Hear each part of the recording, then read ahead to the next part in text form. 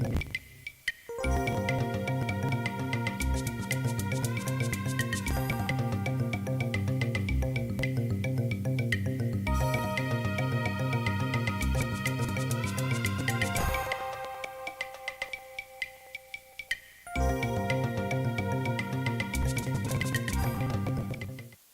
you so much for staying tuned to the channel. Welcome to International Forum, the first edition for the year 2021. My name is Wilson Marshall. Today is all about the event that shaped the year 2020. You get to hear about the COVID-19, you get to hear also about the US election, and of course, the deal of the decades. That was what Donald Trump called it, the deal. Israel UAE deal. Nobody saw it coming, but Donald Trump was able to make it come. Well, my analysts will be the one to throw more light on these. And for those of you that were saying or expecting us to come up last week, I just want to say I apologize to you because we have to relieve the reason for the season. Hence, we brought to you the 9 lessons and carols for last week to make you feel the impact of the Yuletide. Okay, before we go into the discussion of today, let's take a look at some stories making the rounds globally. Today is U.S. state, Georgia, U.S. state of Georgia, a senatorial election. And Donald Trump is talking tough about this election, saying Republicans just cannot afford to lose the senatorial seat in Georgia because, according to him, it's going to be the turning point that they need to really stand firm, to oppose the presidency of Joe Biden. For what he said also, he talked about Democrats winning Georgia presidential election. It was rigged. That's what he said on national TV. Trump, he always says what he feels per time. He said it, and he's not apologizing to anybody. He just said it. He said the women should come out en masse to come vote for, the senator. Yeah. And what is Biden saying? Let us show Trump that we winning Georgia in the presidential election isn't a fluke, that it wasn't rigged. So Democrats should come out because this election is going to decide a lot. Yes, it will decide a lot. The election will take place today. In due course, you get to hear of the outcome of the election. Now, about COVID-19. It's all about second lockdown for some countries, and of course third lockdown for some other countries. UK, so many of them are just going to that lockdown. Yes, all right. Yeah, the lockdown. England, many countries in the EU, they are saying, look, we have to just shut down for now to fight this COVID-19. For England, Johnson, this is like the third lockdown, because they really have to tackle the new strain of coronavirus. For them to prevent the spread of the virus, the Prime Minister of UK said, look, my people, this is not the time for us to be sentimental. We have to go for a lockdown to really have a grasp, a handle of this situation. Let's see how far and how long the lockdown will really help in preventing the spread of COVID-19. Quite scary. But let's show down to what is going on in the United Arab Emirates, where Saudi Arabia choose to lift the embargo placed on Qatar. We've talked about this in Iran. Yeah, that was last year about the reason why the US, Saudi Arabia came together to say, look, Qatar, you're violating our rule. Why would you go and do business with North Korea when North Korea was testing their missiles? And all that sanctions were placed on them, saying nobody should do trade with them. But Qatar went behind the curtain, so to speak, to engage in trade deal with the North Koreans, and they were caught. And that was how, yes, the embargo was slammed on them. But right now, they're beginning to renegotiate, they're beginning to rethink.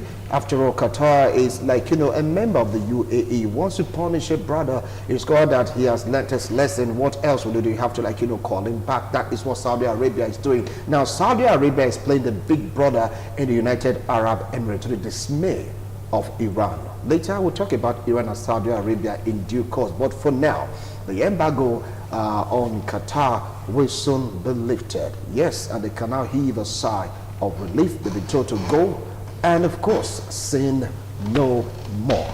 Right now, we'll go on a break. When we return, we'll take a look at these three major events that shaped 2020 and, of course, the impact they'll be having in this year, 2021. Do stay tuned. We'll be right back.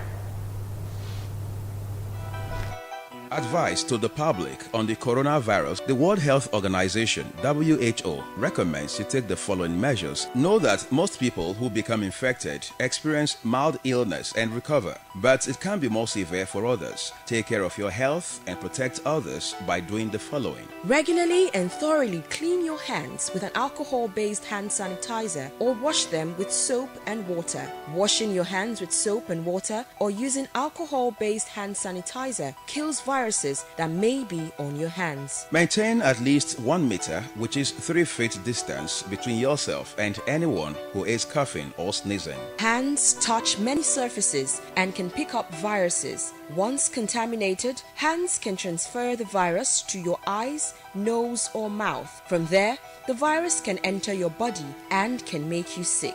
Make sure you and the people around you follow good respiratory hygiene. This means covering your mouth and nose with your bent elbow or tissue when you cough or sneeze. Then dispose of the tissue immediately. Stay home if you feel unwell. If you have a fever, cough, and difficulty breathing, seek medical attention and call in advance. Calling in advance will allow your healthcare provider to quickly direct you to the right health facility. If you develop fever, cough, and difficulty breathing, seek medical advice promptly, as this may be due to a respiratory infection or other serious condition. Be informed. Be prepared.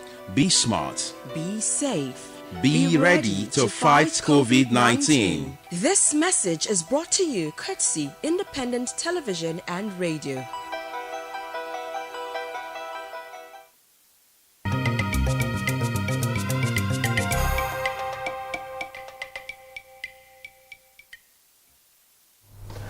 Many people will argue, saying that amongst the things that really shaped the year 2020, you just can't talk about it without talking about COVID-19 pandemic that brought the world to a standstill, and the world is still feeling the impact of COVID-19. Well, that is the first aspect, and of course the second aspect, the U.S. elections. I'm not saying Donald Trump is an American with an African heart. What about the deal of the century? Yeah, the peace deal between Israel and the United Arab Emirates. Quite interesting.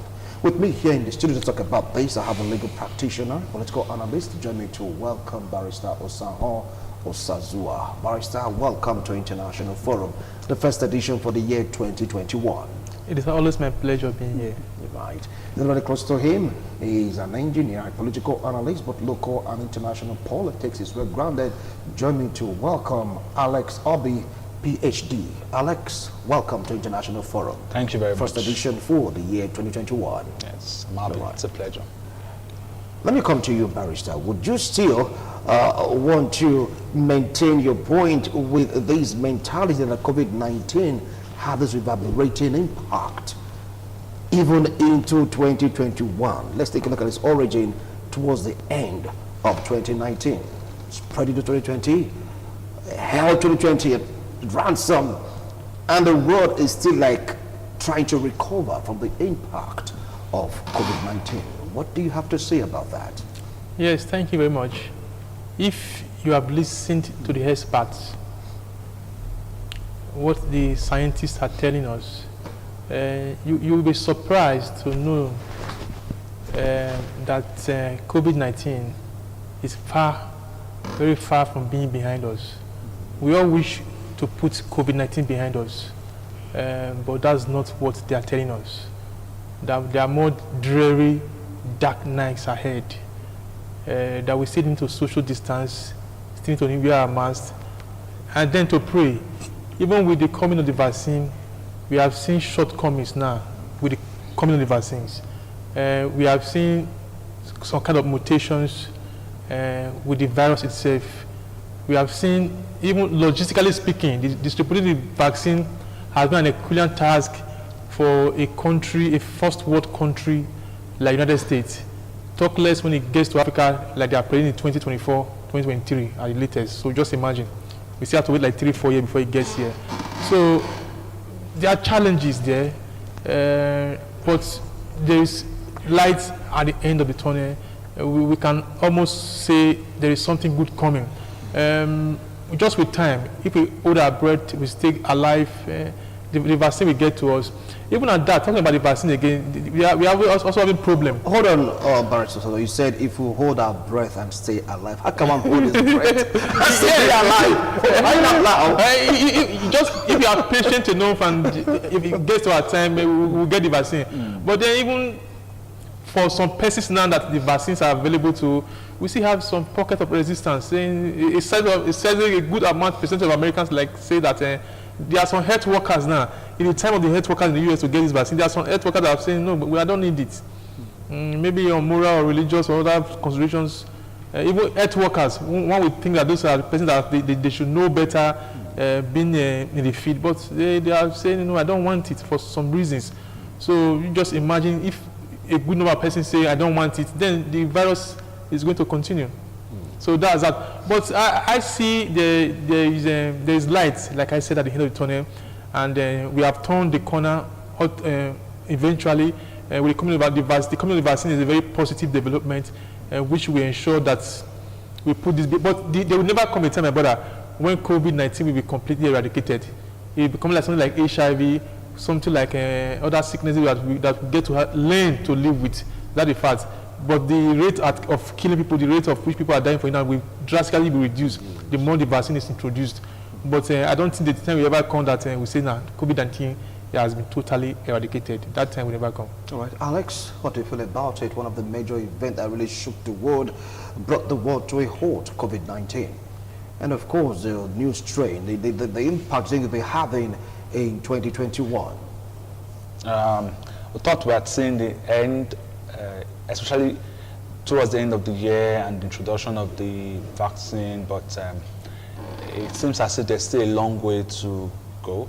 But I think I would like to focus on the Africa and how COVID-19 has been affecting us. And I would say I'm not really happy, because African leaders have shown over time that they don't have a mind of their own. You know, this disease has not affected, for whatsoever reasons, has not devastated Africa, most countries in Africa, probably aside from South Africa, the way they had predicted. You know, but African leaders are carrying on the measures that they see over there without proper analysis about the peculiar circumstances that that affect us in this part of the world. You know, so I think that's the part that we in Nigeria, West Africa, Sub-Saharan Africa has to work on. We have to create our own templates, create our own plan that suits us and that is reflective of the present situation. At the end of the day, when you carry out a massive lockdown and all kinds of things without the proper structure that they have over there, I cite an example. Granted, ASU has been on strike for so many months now. The people that you have been locking down in other countries, when they lock down their universities, lectures continue online. The structure, that structure.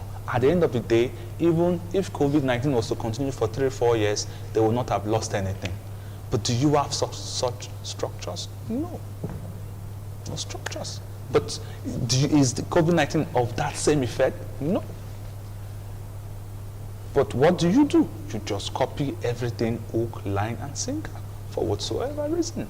Nobody's denying the fact that COVID-19 is real, it's dangerous, it's present in our nation. But I believe that we should come out with a plan that is reflective of the reality of COVID-19 in Nigeria, in West Africa, and in Sub-Saharan Africa. All right, he talked about the way it affected Africa.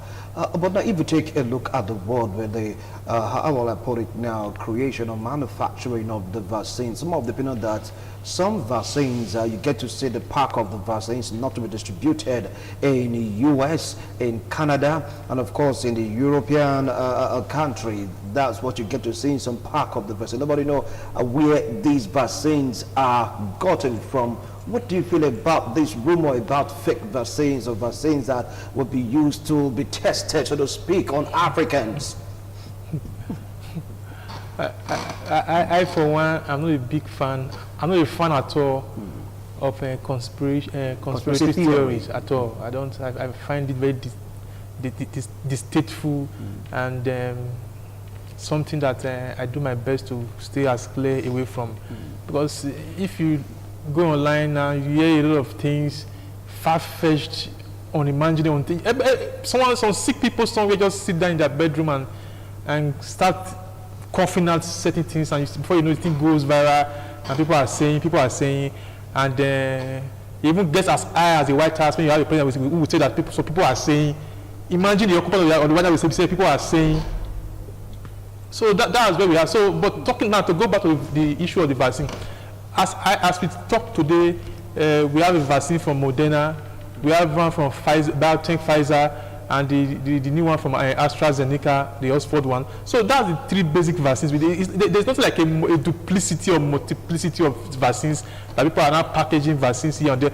Yes, for some reasons, the AstraZeneca vaccine follows the traditional way vaccines have been working for over a century now. Since we started knowing what vaccines are. Yes, there's a strain, the way it was produced. The traditional way it was produced, but the one of Pfizer and the one of Moderna, they introduced a cutting-edge technology to it, which we don't know how it will really react on us humans, maybe 20, 30, 40, 50 years from today. But the experts are telling us that those vaccines are safe, and because of the Moderna vaccine and the Pfizer vaccine, they need very cold temperature, sub-zero temperature, so that before you can even transport them. So that's why I think they might say this one work well here. The place has to be frigid, the zone has to be very cold. So imagine taking a Pfizer vaccine to somewhere in sub-Saharan Africa, you don't expect it to work because here is ordinarily very hot. And we don't even have the facility to keep them as cold as possible so that they can be in a state that it can be useful to us. So that's I think when we talk about this your packaging, this your sealing in the hair. But like I said, I'm very careful about the sites I go to or the news I listen to, because there are so many. You might lose your mind, and there's so many persons out there who are hooked onto these things. I had a relative, he called me this one, when she's just talking, I've been wondering, where do you get this thing from? This one, this so-called Illuminati, this one, this one. You just flying around. I want to begin. Yes, one has to be careful. We know that the scriptures have to be fulfilled, but when you now hear so much fantastic things, and of course, are we going to, if it's going to happen, are we going to stop it? You know, we say this is going to happen. It's going to happen. So you losing your mind, you freaking out, will not help issues. It will not help anything. It's not going to help issues. All right, Alex, do you think that the impact it had on 2020, talking about COVID-19, is going to, overshadow 2021 from the way you can see things? If you really want to take a look at the impact, the devastating impact it had in 2020, do you see that repeating itself in 2021, talking about COVID-19? I don't think so, but of course there will be an impact, and 2021, part of what will be happening in 2021 is nations and economy and companies trying to recover, because there was, massive loss of profit, of job, there were shutdowns of manufacturing. So 2021 will be a year where manufacturers will be trying to get back to that level of output and production. But I think the worst days are almost over. Aside from the vaccines, people understand better. People understand better how to, deal and cope and manage this virus. I'm talking from the level of the health workers, of governments. So I think the level of orientation is very, very high. And with the new innovations in science and technology as regards the vaccine and treatment, I think the worst days are over. Best days are ahead in this year. The worst days are over, bad days are ahead this year. All right, let's hope so. Now let's leave COVID-19, of course, the issue of vaccine. On one hand, the still making research, people still talking about it to know how we can really overcome it or conquer it so that the world can go back to normal. Another event that really shaping, or will I say that shook the world to its foundation was the US election, to the extent that people started having so much, too much to think about, saying, come on, is this the US that we know of, or this is another US? Is this the way a president should conduct himself, or he's like the new kid in the block, so to speak? Some are saying, no, this man is an American, but Africa flows through his veins. Yes, the US presidential election. Donald Trump is still very much saying that, look, we are going to upturn this thing. Certification will not be done, because it's working towards it. And of course, 11 senators, they choose to work alongside him. What do you feel about the US election and of course the year 2020, Osazua? Yes, the US election 2020 is a special one. It exploded many myths and many misconceptions we have about the United States and the West. We tend to demonize African leaders. We tend to say there is something inherently, something maybe biologically wrong with the black man. His penchant for power, his inclination to stay at all costs in office, his love for flamboyance, to be worshipped and to be adored, even as he clings to power at the expense of everything. Just let me be there. He doesn't care if everyone else burns. That's how we have always thought that, hey, those guys over there, they have it. Those are the persons who still reason, the persons who are altruistic, who are selfless, who put the people first, who govern for the people, who care less about who occupies the office. They just go there and they do their duty. We have this myth about the West, how great that democracy works, how true and how patriotic, and how we here, when we contrast to our leaders, we tend to think our leaders don't even go there. But thank God to Trump, we now know better. We now understand that the best of men at their very best are still men. Wherever they are, whoever they are, as long as you are a man, you are more a creation of emotion than a creation of reason. We used to think that man is Homo sapiens, he's a thinking, he's a rational being. And that Descartes told us that I think, therefore I am, cogito ergo sum. But we know now that I feel, therefore I am. It's all about feeling. It's all about prejudices. It's all about fears. That's what Trump has demonstrated. And he's still demonstrating. You got the tape that came out in the last 48 hours when he was on call with the Secretary of State for Georgia, telling him point blank, I just need 11,780 votes. I just find it. Tell them you recalculated, that you made a mistake the first time you calculated. I'm not saying, for God's sake, it's not a laughing thing. I'm not saying something, I didn't say it. That the first time you calculated that now you are recalculating, and that's that you now find you have found vote for Trump. So that's a man. And if a black president has said that, imagine the disgust. Imagine the way we would lampoon and lambast and think as lowly as possible of the person. But no. The person saying this is not a president of his, it's not a Mobutu Sese Undu Wasabongo from Congo DRC, or it's not an Idi Amin from Uganda. No, he's the very occupant of the most civilized nation on earth, which is the White House, President J. Trump. So he said these things. So now we know better. I'm quite glad that it's so that we now look at our leaders. Look, yes, these are human. They are human too. We don't expect so much from them. They are still humans, and we must expect certain faults and certain failings and certain frailties that go with being human. So I like that. Trump has made us understand that we are all the same. Alex, US 2020 election, and of course the impact it's had or is still having on the world. So what do you feel about it? You know, it's like a follow-up. Donald Trump still talking tough, because today right now is US state of Georgia, the senatorial election, but still it's like the impact of the US presidential election is still very much on the ground. It's being felt massively in the U.S., even as they're going out today in Georgia to go vote for their senator. Like my colleague said, it was really eye-opening. It was a big surprise. Nobody ever expected. But I think it's still not as bad as anybody would want to paint it, because you can clearly see the structures of democracy at work. Because if you were to compare it to an African leader, probably by now it will be, of course, it will be in control of the military, and the military will be on the streets. I'm sure by now you would have like what you probably had in Ivory Coast, Cote d'Ivoire.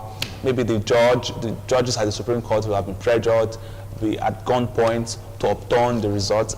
That is even if what happens in most African countries is that the elections always tilt towards the favor of those already in power.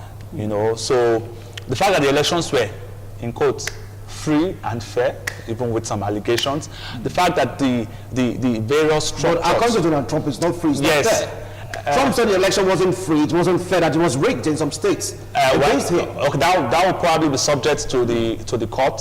The fact that the organs of government are still, you know, first and foremost loyal to the state rather than to the president, the organs of the military, the Secret Service, you know, so you still see a very large sense of patriotism, even by people that are not happy with the results. If you look at the Republican Party, you will see that the bulk of the Republican parties really wanted Trump to win for whatever reasons, but you know, they are already towing the line of logic, of peace.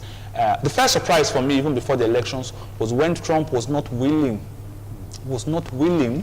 to concede, to admit that he was going to allow a peaceful transfer of power in the case that he lost.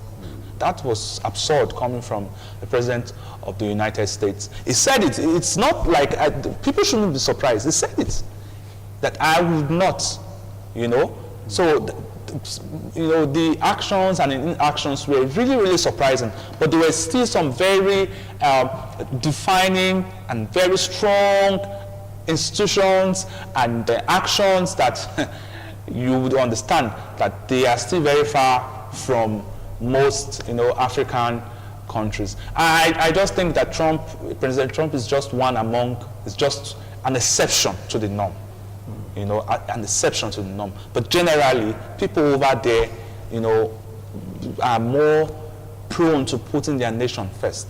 You know, even when we talk about Africa, it's not in all African countries. We have a wonderful example in the person of President Goodluck Jonathan, who conceded even before the votes were compiled, called. That's a very big surprise for us. That was a very big surprise for us. Oh, so let's say he is like an African, but American blood flow through his vein.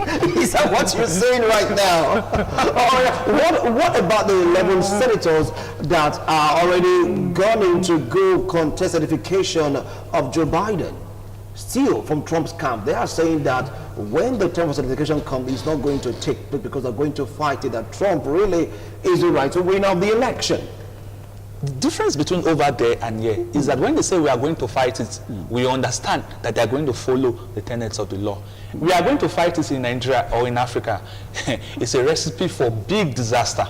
So that's the beauty of democracy. You don't have to agree. You don't have to agree. But there are various parameters and institutions that are supposed to address your grievances. That's what we want. You know, sometimes they say, I remember in the past elections in Nigeria, they say, the court cases are getting too much. And the big question is, would you rather have them do it another way? So as long as they're going to follow the right path to seek justice, then there's no problem. Now, talking about the right path for Trump to put that call across to the man in charge in Georgia, and of course 11 senators say, look, Trump, we are strongly behind you. Okay. What do you feel about that? Thank you very much.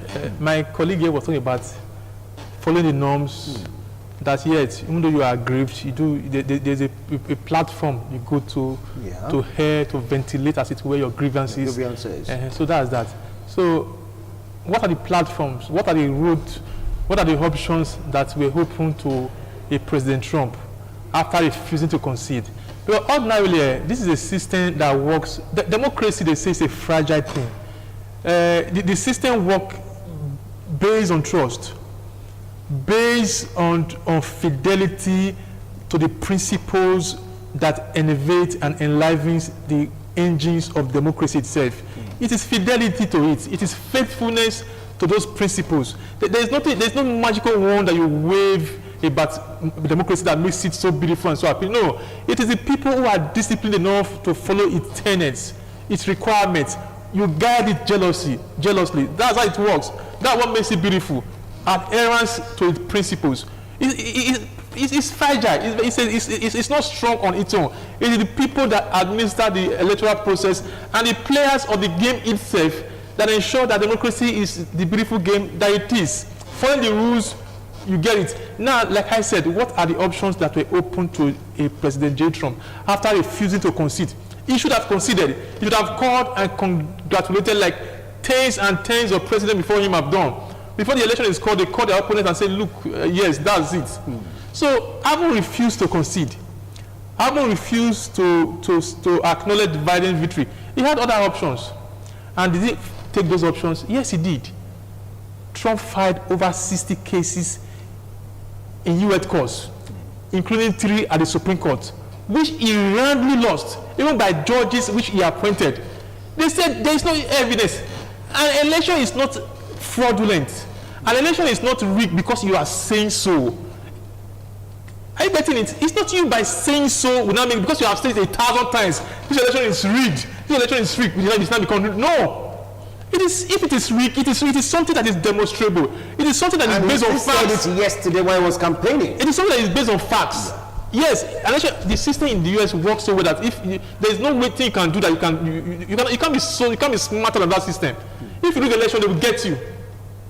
If there is systemic rigging on a scale that could fit the result of the election, they would have known. But yes, he filed over 60 cases in court, and he went there. It is rigged. Okay, it's rigged. Yes. The judges sit down. So let's see it. Give me the facts. Nothing to say. Nothing. No facts. No documentation. No nothing. You are just saying rig. Over 60 cases, including 3 at the Supreme Court, and this were judged. And I tell you, the Supreme Court is about 9 justices, 6 Republican appointments, and 3 and liberal judges. Imagine the majority that Trump people have in that court, yet they didn't refuse. They refused. In fact, it was they didn't even listen to him because it didn't make sense.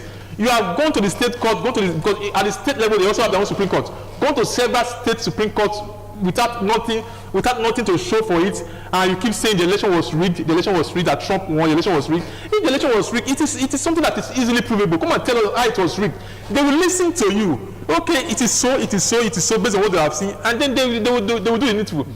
But like as I talk today, Trump has not been able to do that. His followers have not been able to do that. I don't know. Trump is really a special person. The way he thinks, the way he acts, the way he feels, and then the way of pressuring you. If you don't, like those 11 senators, don't envy them. They're not that bad. That's the truth. But they are politicians. They want to remain relevant. So you said, but they're being pushed right now by Trump to say. Yes, because of their own ambition. They want to get re-elected one. Most of them are aspiring to replace Trump to become president, the next Republican president. So, and Trump has the Republican Party in his arms today. Trump base is so strong that whosoever they go for, that is it. And these guys depend on the vote of those persons. You cannot afford to antagonize Trump. You cannot afford to make him angry. It's at your own peril of your own. Yes, you'll be done for. Like he said yesterday that the Brad Raffensperger and Governor Brian Kemp, they should forget that he's going to campaign against them in the next election. They are going to get primaried. He's going to get his own candidate that will run against them in the primaries. And imagine Trump appointing people to run against you. You are as good as you are losing. But these people, people who follow Trump, they don't think. They feel. They don't think. They just feel. As long as it's Trump, then it is right.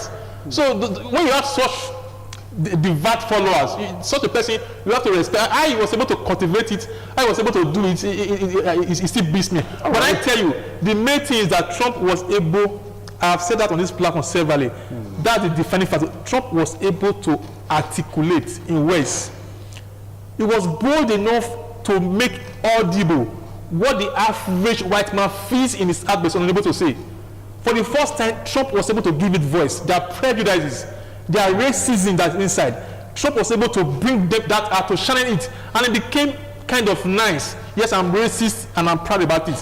People were ashamed of it and said, "Nah, okay," but Trump was able to come out and say, "Yes, this is who I am." And they listen to him, and those are the average people that they keep following him.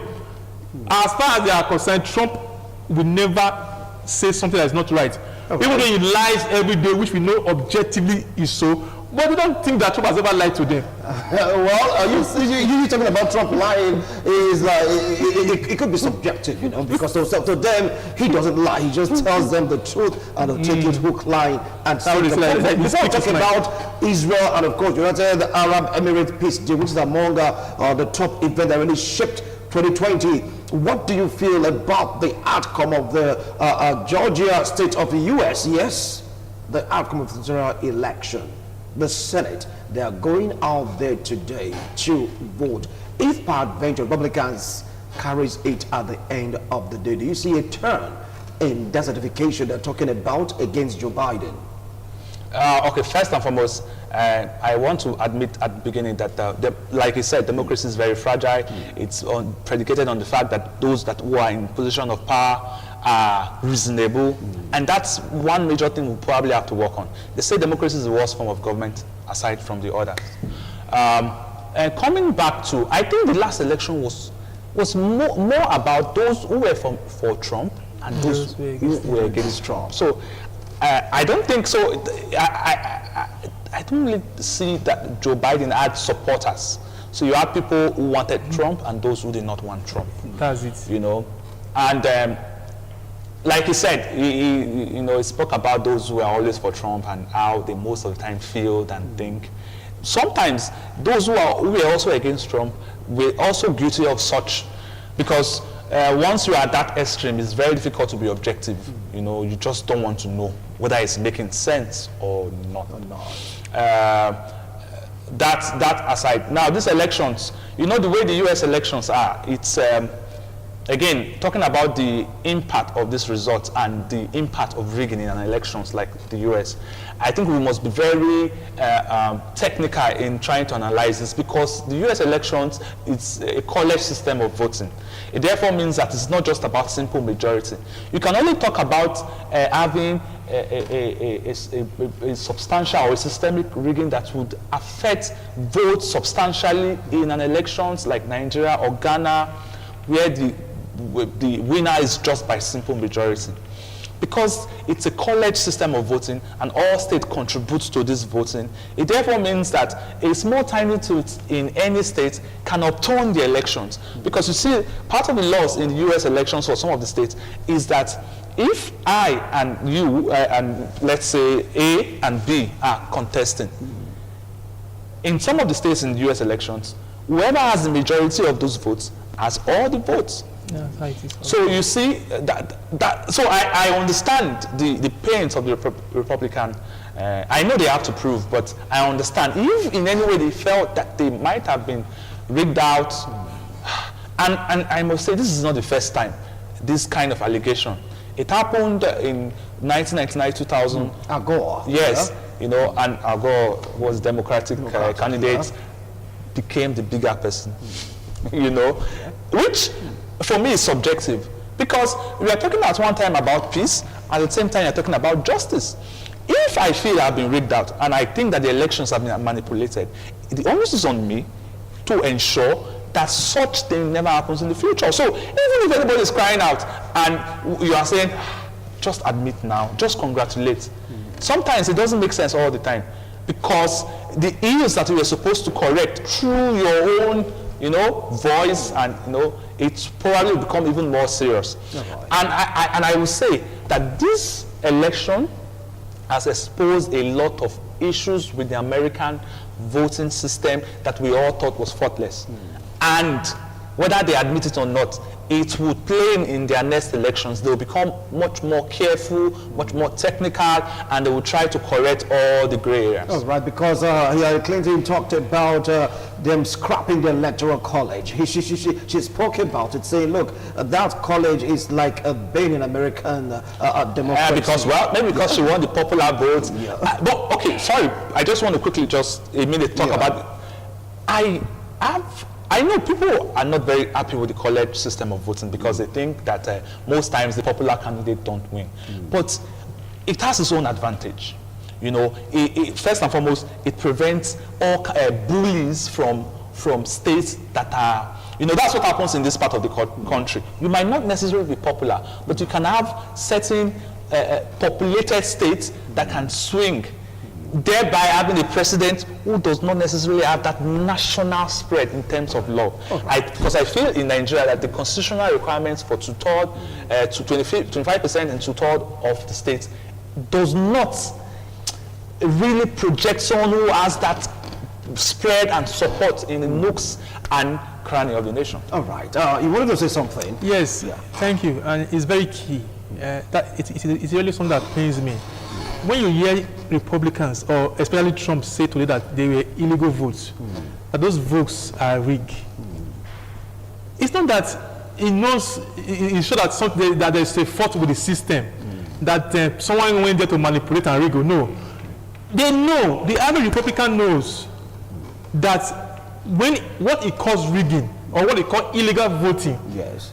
is the vote for minorities.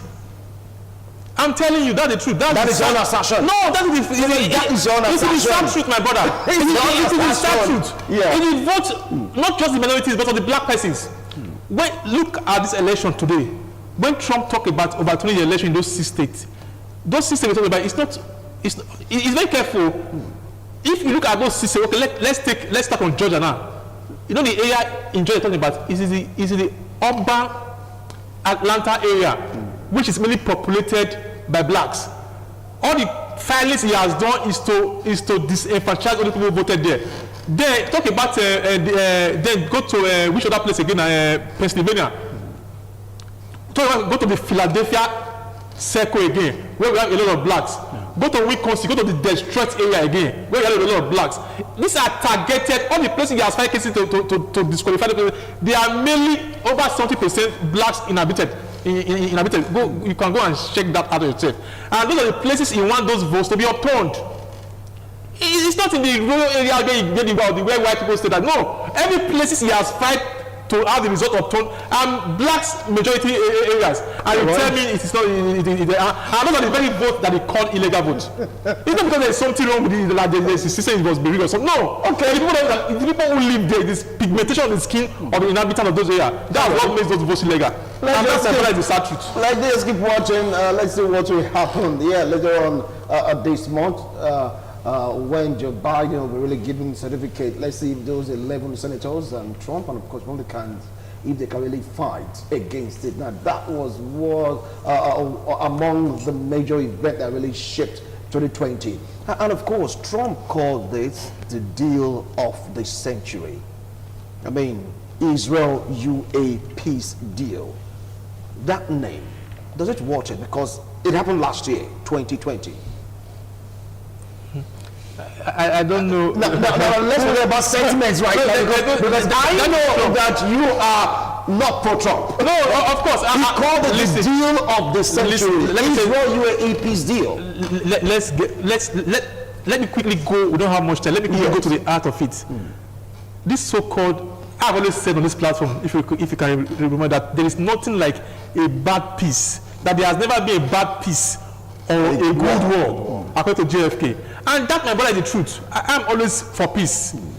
Now, you want peace in the Middle East. You have brokered a deal between, let's take the so-called Abraham Accord now, between Israel and the UAE. Now, what is the root of the problem today we have in the Middle East? It is the Palestinian question. What happened to the Palestine? This two-state solution, two states living together side by side, two respected and recognized states. Now, does this accord this deal of the century, does it answer the Palestinian question, or the Palestinian part of this deal of the millennium or century or the deal for all eternity? Were they part of it? Are they happy with it? No. I think that should answer it. Alex, what do you feel about the deal of the century? He said the Palestinians are not really happy about it, but right now it's like there are other brothers, so to speak. The bigger brothers are wanting to play ball, or they are playing ball right now with Israel. And a great thanks to Donald Trump and, of course, the U.S. intervention. Like we said, for me, progress, no matter how little, it's welcome. It's a welcome development.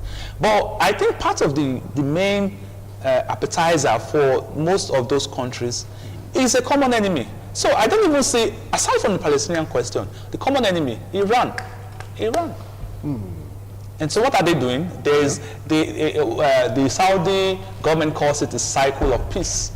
So Arab countries that are pro-Saudi or pro-Sunni are collaborating in such a way that they can face Iran squarely. And what are they doing? They are getting money, finance, technology from Israel, and sometimes they are also looking forward to Israel to make the kind of moves that they would never make. So you probably never see a time where the Saudi government or the UAE would attack Iran directly, except maybe in some prosy wars like in Lebanon or in Yemen. But they would look forward to Israel to do that on their behalf. Do you understand? And of course, as the region becomes a little more dangerous and sophisticated, Israel being a first world country, especially in terms of technology, so that kind of relationship, because at the heart of this deal is that these leaders are becoming very pragmatic. Secondly, these leaders have gotten tired of the Palestinian question. They don't even understand. It's these new leaders in the Arab world are more like the new Pharaoh that did not know Joseph. They don't understand why we will put those days, especially in the case of the old kings of Saudi Arabia, there was this brotherhood within the Arab world. Now they don't understand why the Palestinian nationalists, the national is and trade thousands case of Trump, it's never happened as not by just software, by the learning stage. So I'm not. I would still both after Egypt and then I think around country like Saudi Arabia. Because you are supposed to take it and say and have a word. They just benefit more. It's just but my blessing now with Israel, Iran, it's also to go to Abu. This shop as a fire where you can put your no, it's a very friendly country connected. It's also what about the capital? They know up this knows use cement to cap the pool. But that is all about prosperity. It's all about more money, the economy, and all that. We don't have time. Our time is. I really appreciate your gentlemen for analysis. For that, I'm good into the Israel-UAE agreement. This is about prosperity, where it lays of brotherhood, and of course, the point is still quite where does it stand. See you again, September next week. God willing. Bye for now.